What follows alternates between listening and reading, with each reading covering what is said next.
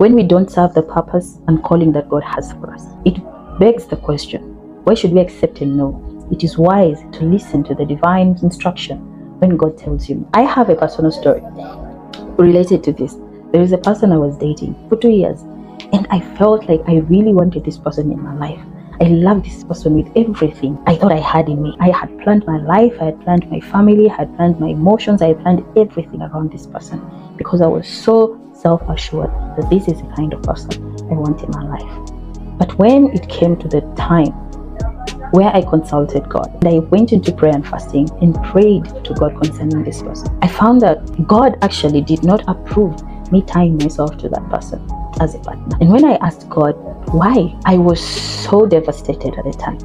I didn't understand why God did not want me to be with the love of my life. The no hit differently. The no hit every single part of my being to a point where I felt like God did not even like me. But soon after, when I accepted the whole situation, because we actually eventually broke up, I don't accepted the no, just to be clear. I accepted God's will to be done, but I told God, you see, this is what we usually do. We say, okay, God, if you do not want this person, it's fine. But we keep the relationship going because we feel like we still have a lot to hold on to. And that's exactly what I did. And eventually, with time, we broke up. That's when now God had a very candid conversation with me and took me through everything that I had gone through with this guy. And one thing that God kept replaying in my mind was the moment when I could talk about God and his call in my life. This person could have a scornful reaction because he didn't have faith in God or didn't even believe in God or never had the encounter with Jesus Christ like I did. He trashed everything that I was trying to tell him about God's call in my life. I took it lightly because, at that time you feel as if, okay, someone doesn't understand.